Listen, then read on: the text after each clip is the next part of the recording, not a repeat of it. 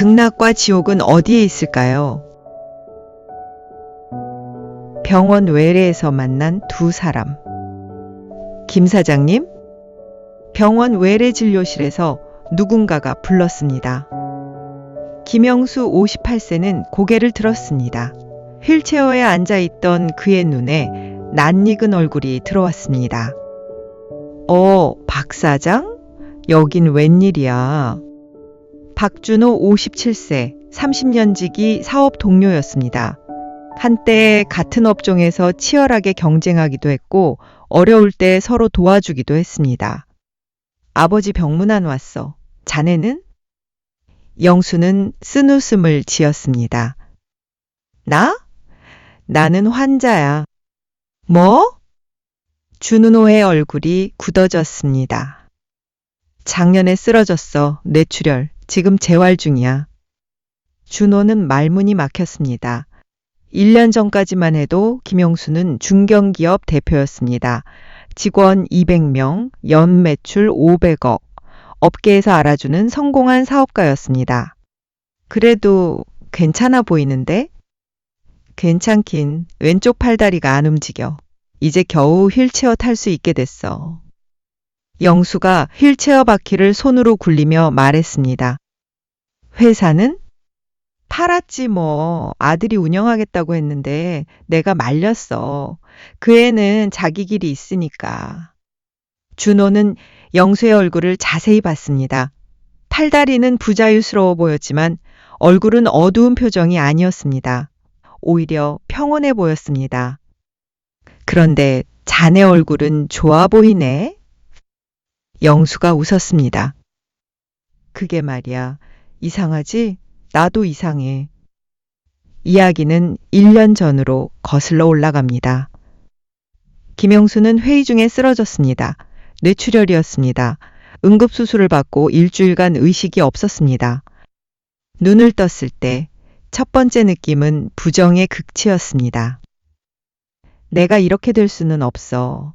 일생 내가 그렇게 힘들게 사업을 일구어 왔는데 이제 내 몸 하나도 일어설 수 없다니 말도 안 돼. 다음에는 억울함과 절망이 밀려왔습니다. 30년 동안 일만 했는데 이게 뭐야? 이제 다 끝난 건가? 영수는 왼쪽 팔다리가 움직이지 않았습니다. 말도 어눌해졌습니다. 물건을 잡을 수도 없었습니다. 여보, 정신 들어요? 아내 현숙 55세가 다가왔습니다. 영수는 아내를 보자마자 눈물이 났습니다. 내가 어쩌다가 이렇게 됐지? 이제 아무 쓸모없는 인간이 되었네. 이런 말을 하려고 했지만 사실 말도 제대로 나오지 않았습니다. 그냥 표정과 웅얼거림으로 뜻을 표했습니다. 무슨 소리야. 살아있잖아. 그것만으로도 감사해. 그러나 영수는 감사할 수 없었습니다. 한 달간의 입원 기간은 지옥이었습니다. 다행히 언어 표현은 그럭저럭 할 수 있게 되었습니다. 밤마다 악몽을 꿨습니다. 자신이 회의를 주재하는 꿈, 해외 출장 가는 꿈, 골프 치는 꿈. 그러다 깨면 움직이지 않는 왼팔이 눈에 들어왔습니다. 나는 왜 이렇게 됐을까? 그때 건강검진 받을 걸. 그때 술 좀 줄일 걸. 후회가 꼬리에 꼬리를 물었습니다. 회사 걱정도 끊이지 않았습니다. 저 사람이 사업권을 따갈 텐데 거래처에서 약점 잡으면 어쩌지? 걱정이 걱정을 낳았습니다. 영수는 매일 밤 잠을 이루지 못했습니다.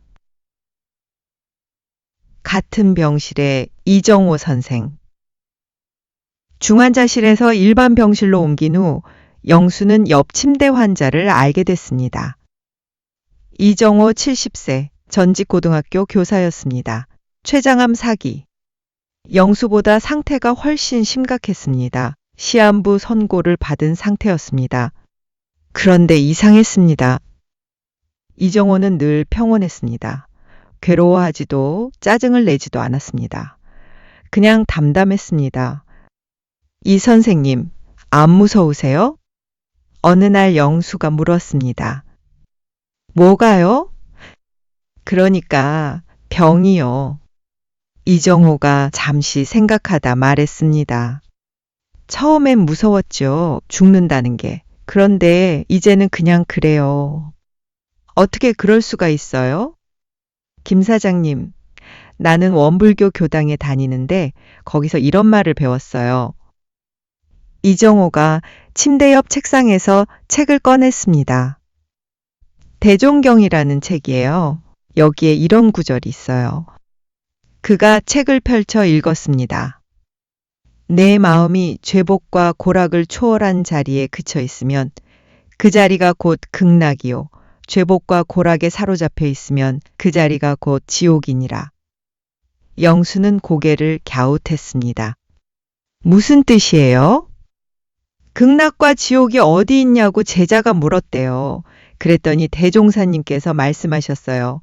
극락도 지옥도 따로 있는 게 아니라 내 마음에 있다고요. 마음에요? 네. 그런데 여기서 중요한 게 있어요. 이정호가 손가락을 들었습니다.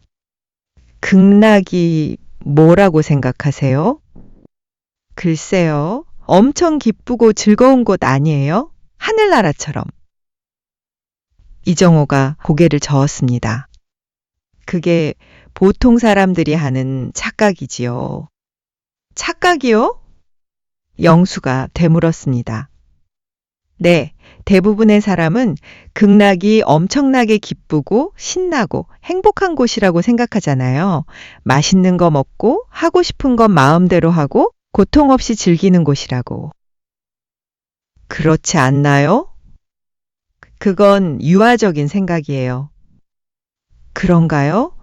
여태까지는 그렇게만 알고 있었는데요. 생각해 보세요. 기쁨만 있는 게 진짜 좋은 걸까요? 맨날 기쁘기만 하면 그게 기쁜 건지 어떻게 알지요? 하긴 그렇군요. 슬픔이 있어야 기쁨을 알고 기쁨이 있어야 슬픔을 알 수 있어요. 둘 다 있는 게 인생이고요. 영수는 고개를 끄덕였습니다. 그럼 극락은 뭔데요? 대종사님은 이렇게 말씀하셨어요. 극락은 고락을 초월한 자리라고 하셨지요.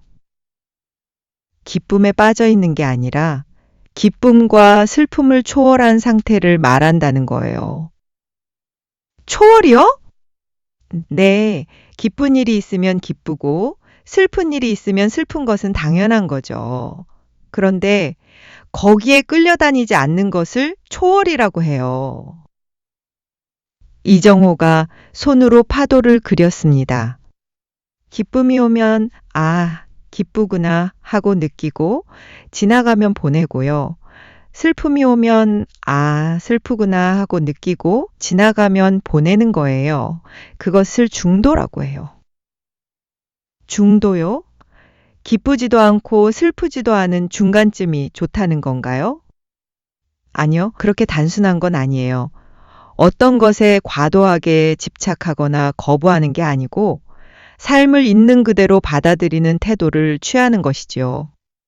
아, 감정을 없애라는 것은 아닌가 보군요. 맞아요. 사람의 감정을 없앨 수는 없어요. 예를 들자면 이런 거지요. 김 사장님이 사업이 잘 되면 기쁨에 겨워 이 행복이 영원히 계속되기를 하고 바라게 되지요. 중도적인 태도는 이런 거예요. 기쁨을 그대로 누리되 그것이 무상, 즉 영원히 계속되는 것은 아니라는 것을 알아차리는 것. 이 순간은 소중하다 하고 감사하면서도 집착하지 않고 흘려보내는 것이지요. 영수는 처음 듣는 이야기였습니다. 이정호가 영수를 바라봤습니다. 김 사장님, 지금 뭐에 사로잡혀 있어요? 영수는 대답하지 못했습니다. 회사 잃은 것, 건강 잃은 것, 예전으로 못 돌아가는 것, 그 슬픔에 사로잡혀서 헤어나오질 못하나요? 그게 지옥이에요. 영수는 전곡을 찔린 기분이었습니다. 그런데 있잖아요.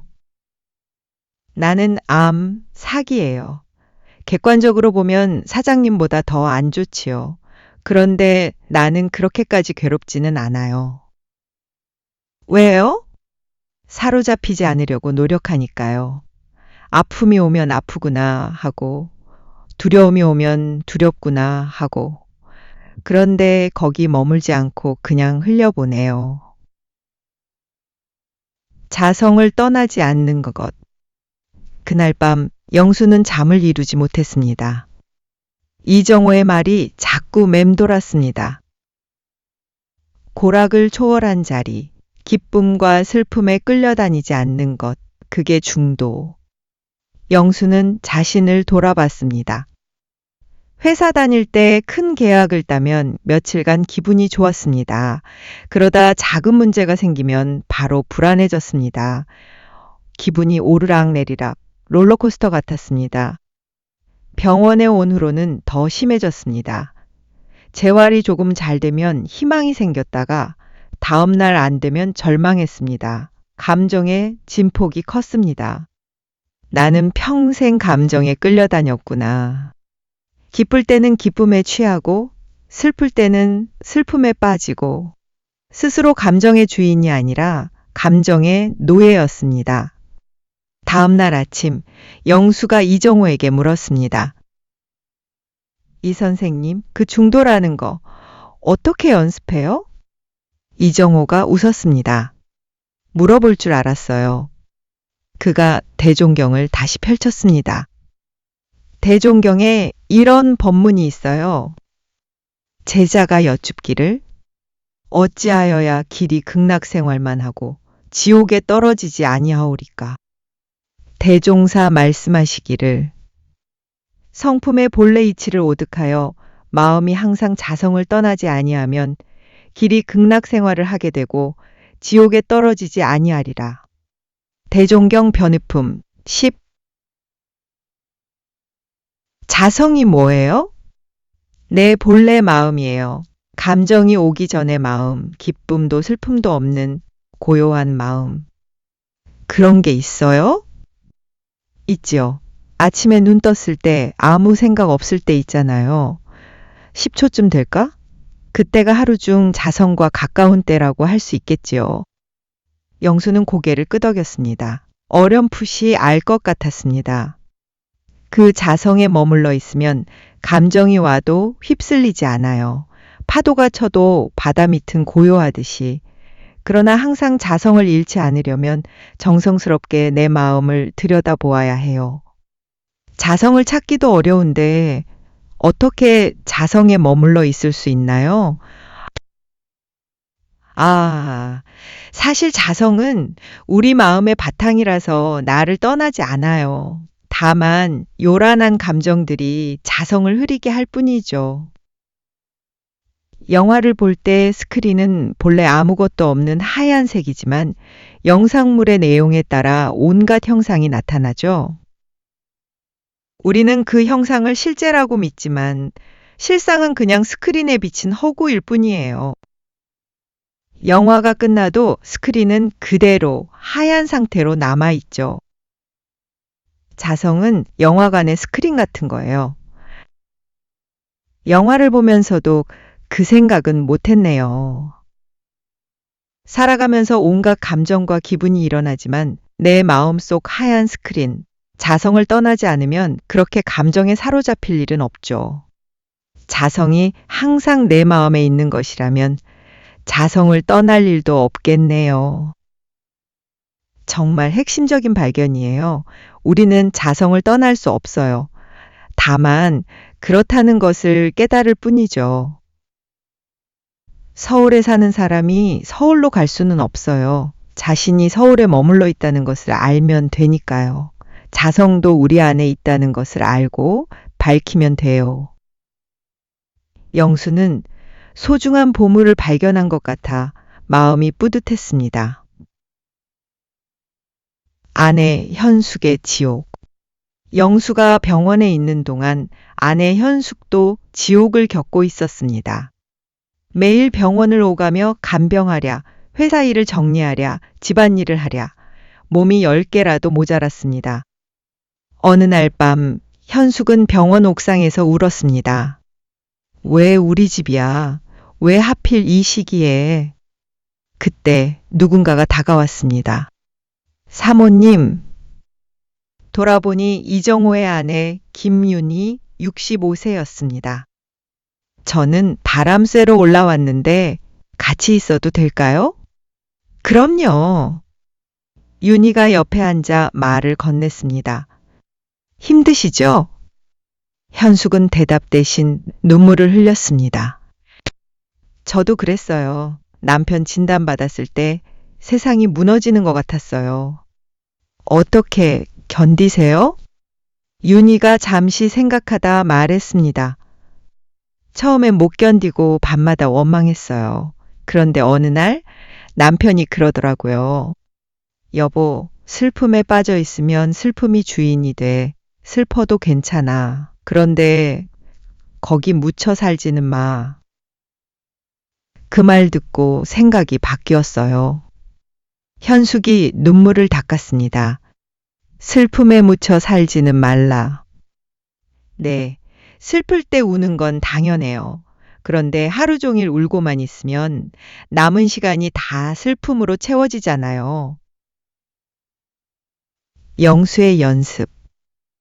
영수는 재활치료를 시작한 지 3개월이 되었습니다. 음식 삼키기처럼 아무것도 아닌 행동이 그렇게 힘든 일인지 몰랐습니다. 물리치료, 작업치료를 받으면서 영수는 이정호에게 배운 것도 연습하기 시작했습니다. 아침에 눈을 뜨면 10분간 가만히 있었습니다. 아무 생각 없이. 처음에는 어려웠습니다. 10초도 안 돼서 생각이 밀려왔습니다. 오늘 재활 잘 될까? 팔이 움직일까? 회사는 어떡하지? 그때마다 이정호의 말을 떠올렸습니다. 생각이 와도 괜찮아. 다만 따라가지 마. 그냥 보고 있어. 연습을 계속하니 조금씩 달라졌습니다. 재활이 안 되는 날에도 예전만큼 절망하지 않았습니다. 아, 오늘은 안 되는구나 하고 그냥 넘겼습니다. 회사 생각이 나도 예전만큼 괴롭지 않았습니다. 회사는 좀 두고 보자 하고 그냥 흘려보냈습니다. 감정의 파도는 여전히 왔습니다. 다만 예전처럼 휩쓸려 다니지 않았습니다. 어느 날 영수가 이정호에게 말했습니다. 이 선생님, 이상해요. 뭐가요? 상황은 그대로인데 이젠 덜 괴로워요. 이정호가 웃었습니다. 그게 중도지요. 상황을 바꾸는 게 아니라 상황을 대하는 마음을 바꾸는 거예요. 영수는 퇴원 후 외래를 다니며 계속 재활치료를 받고 있습니다. 병에 쓰러진 지도 6개월이 되었습니다. 영수는 회사를 팔기로 결단을 내렸습니다.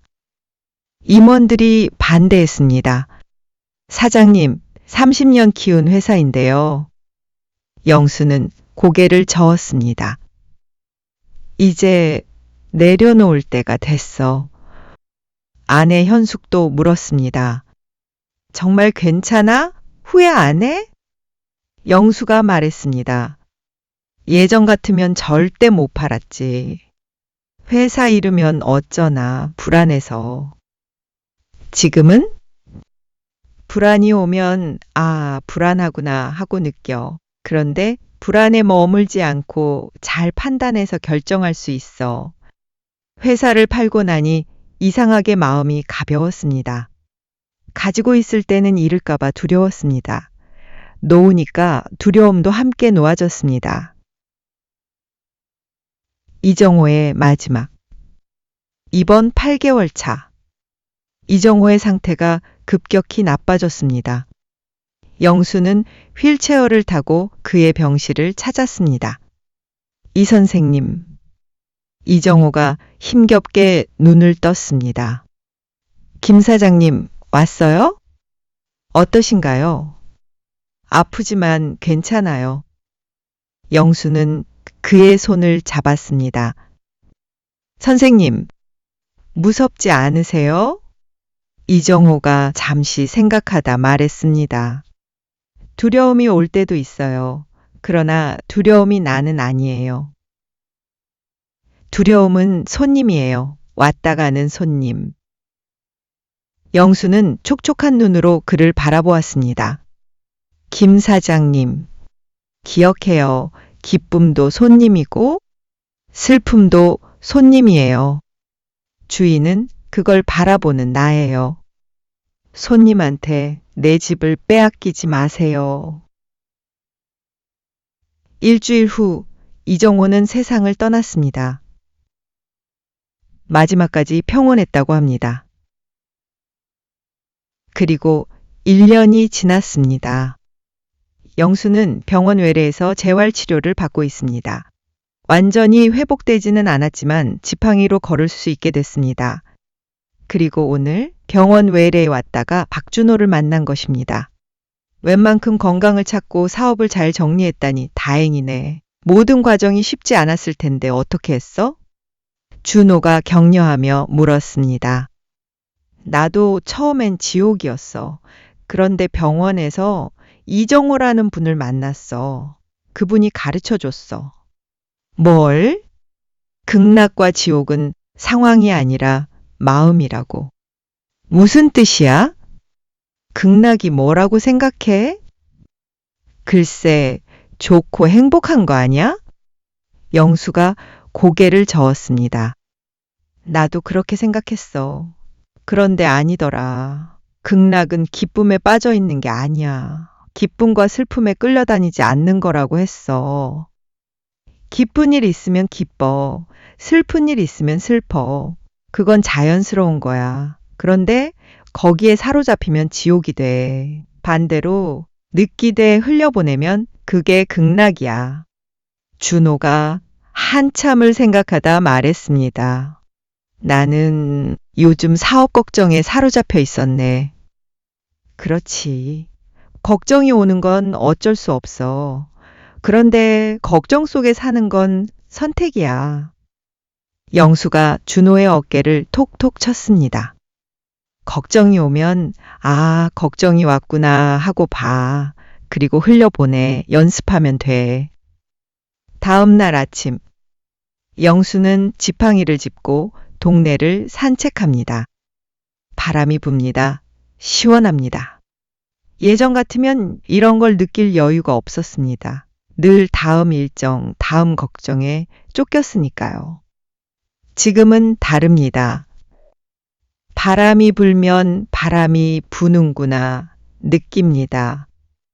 다리가 아프면 아프구나 느낍니다. 그리고 지나갑니다.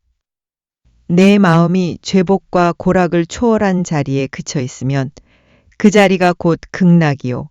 죄복과 고락에 사로잡혀 있으면 그 자리가 곧 지옥이니라. 극락은 먼 곳에 있는 것이 아니었습니다. 기쁨만 가득한 하늘나라가 아니었습니다.